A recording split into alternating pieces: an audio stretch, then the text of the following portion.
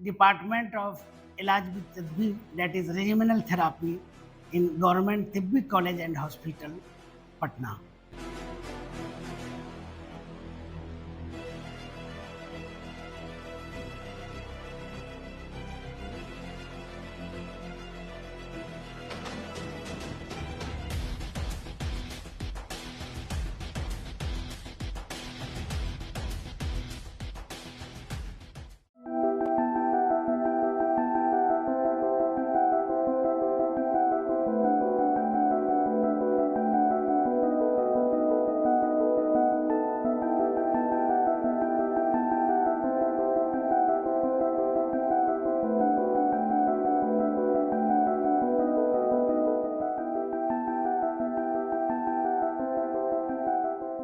या यूनानी चिकित्सा पद्धति, इसमें 4 तरीकों से इलाज किया जाता है। लेकिन आज की तारीख में सबसे ज़्यादा जो पॉपुलर है, वो इलाज भी तदबीर है, जिस पे गवर्नमेंट का भी फ़ोकस है और इससे रोगियों को ज़्यादा लाभ भी मिल पाता है और इमीडिएट लाभ मिलता है।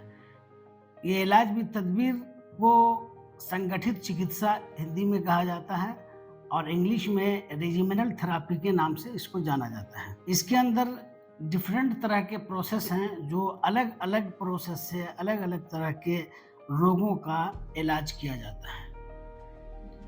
ये राजकीय तिब्बी कॉलेज पटना, जो भारत का सबसे प्राचीन कॉलेज है और हॉस्पिटल है, यहाँ पे इसकी शुरुआत इस विभाग की और इस पद्धति की ये 2008 में इसकी शुरुआत की गई थी।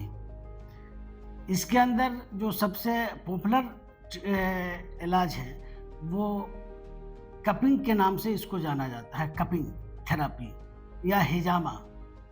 दूसरे नंबर में फसद का एक तरीका है, उसके ज़रिए करते हैं। सीट बाथ के ज़रिए करते हैं।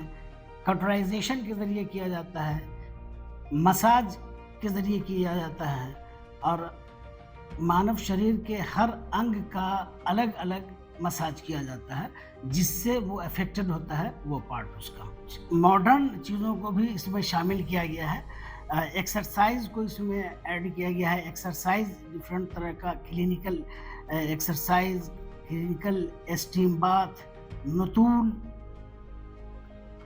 फर्मेंटेशन, स्वेटिंग, ये अलग-अलग रोगों के निवारण के लिए अलग-अलग तरह का जो फिजिशियंस होते हैं या जो एक्सपर्ट होते हैं इसके, वो तय करते हैं कि इस रोगी में किस कारण ये रोग है और इसको कैसे दूर किया जाएगा, और उसके लिहाज से इसका उपचार करते हैं, उस प्रोसीजर को उस पे लागू करते हैं। जो कपिंग थेरेपी के बारे में बताया गया है या हिजामा के बारे में, ये इसके लिए जो प्रिंसिपल ऑफ ट्रीटमेंट है, यानी जो मानव शरीर है, इसके शरीर के अंदर जो फ्लूइड हैं, उसमें 4 चीज़ें पाई जाती हैं: खून, ब्लड, फ्लेगम, येलो बाइल और ब्लैक बाइल। ये चारों जब अपने नेचुरल क्वांटिटी और क्वालिटी में हमारे शरीर के अंदर रहता है, तो मानव शरीर स्वस्थ रहता है। लेकिन अगर इनमें से कोई भी एक बढ़ जाए अपने तनासुब के हिसाब से या घट जाए, तो वैसी सूरत में इंसान बीमार पड़ने लगता है और बीमार हो जाता है। लीचिंग थेरेपी के बारे में, जो एक पार्ट है रेजिमेनल थेरेपी का यूनानी चिकित्सा में, जिसको हम मेडिकली यूज़ करते हैं, ये भी हम शरीर में गठिया में, लकवा में, एक्नी में या स्किन डिजीज़ में इसका बड़ा अच्छा इस्तेमाल होता है। तो वो लीच होता है, वो लीच वहाँ से सक कर लेता है उस मॉर्बिड्स को वहाँ से, और सिर्फ मॉर्बिड ही को नहीं सक करता है, बल्कि वहाँ पे जो मौजूद डेड टिश्यूज़ होते हैं या हर वो जो डेड पार्ट वहाँ पे होता है, जो हानि पहुँचा रहा होता है हमारे शरीर को, उसको भी वो खा जाता है। अब उस लीच के अंदर तकरीबन 12-13 ऐसे केमिकल्स पाए जाते हैं, जिसकी वजह से पेशेंट को भी ये दिक्कत नहीं होती है, यानी खुद वो एनेस्थाइज कर देता है उस एरिया को और कोगुलेट होने से बचा लेता है, ताकि वो ज़्यादा से ज़्यादा उसको सक करे। कपिंग थेरेपी का भी तज़किरा मैंने अभी किया था।